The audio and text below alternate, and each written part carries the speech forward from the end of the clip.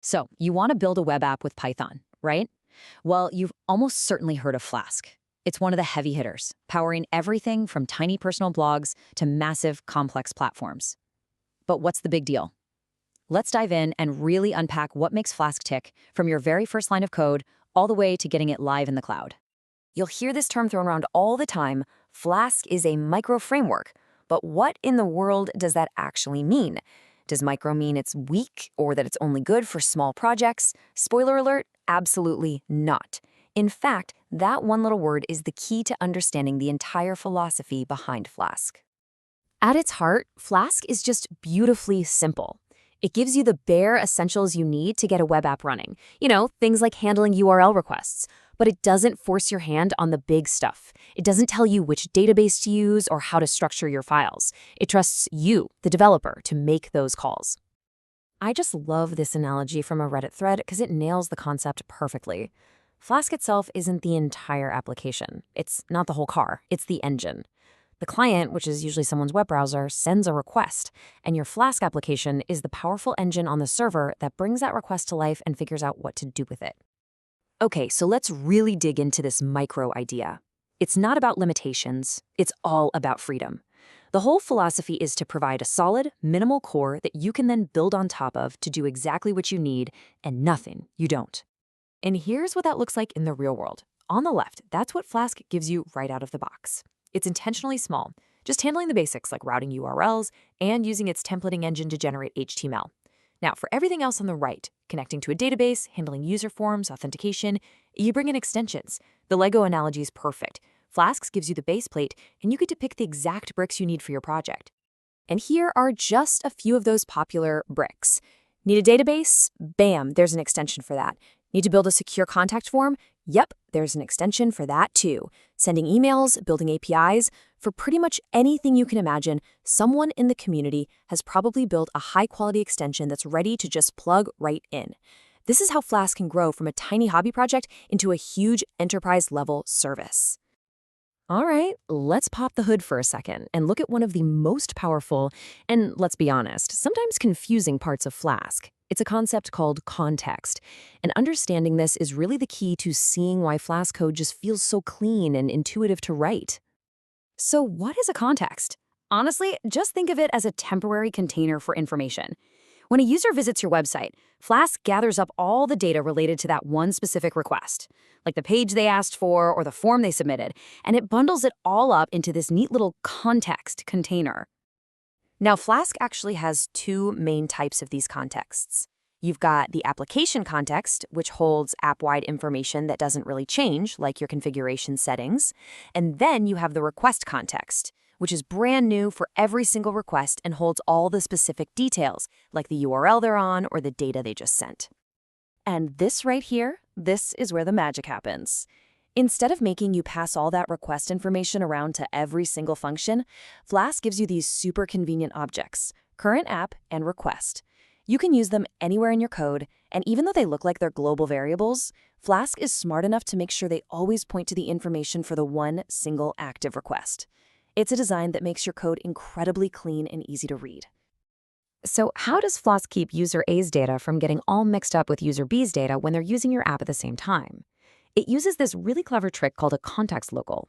You can think of it like giving each user's request its own private workspace. This makes sure that even with hundreds of people hitting your site at once, every request is completely isolated and secure. No crossed wires. It's just a really elegant solution to a really complex problem.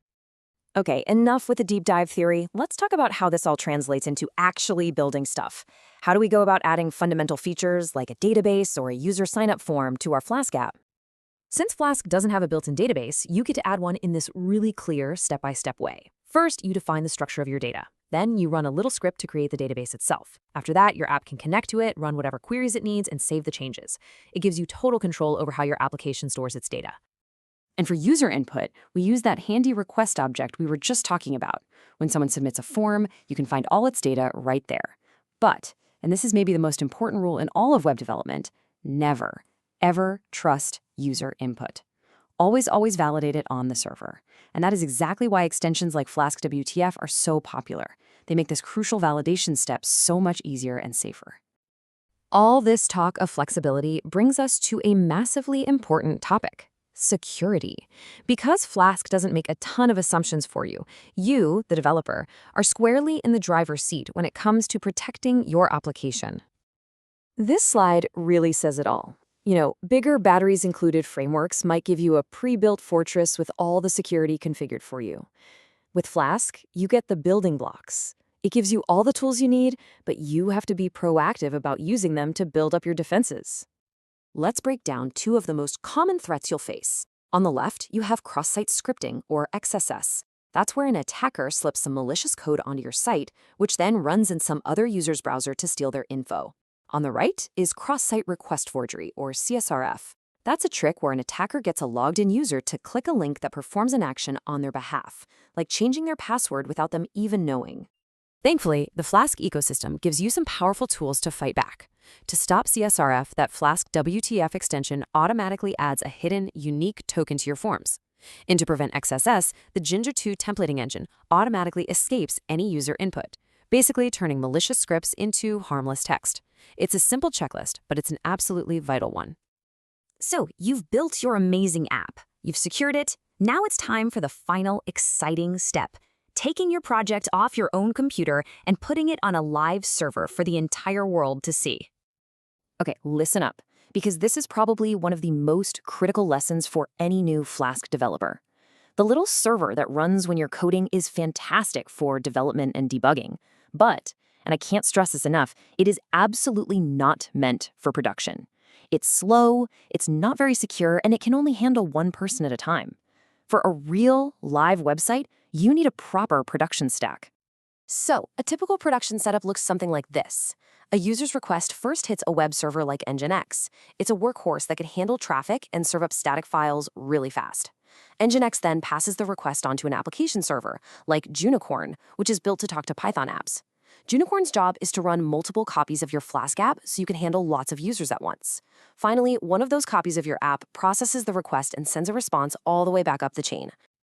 So, let's wrap this all up with the key takeaways. First, Flask's real power comes from its micro philosophy, a small, solid core that you build on. Second, its context system is the secret sauce that keeps your code so clean.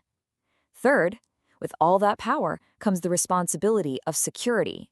And finally, when you're ready to go live, you have to level up to a real production stack. At the end of the day, Flask gives you a blank canvas and a really powerful set of tools. It doesn't hold your hand, but it also never, ever gets in your way. It's all about providing the freedom and the control to build whatever you can imagine. So the only question left is, what are you going to build with it? Thanks for joining this explainer.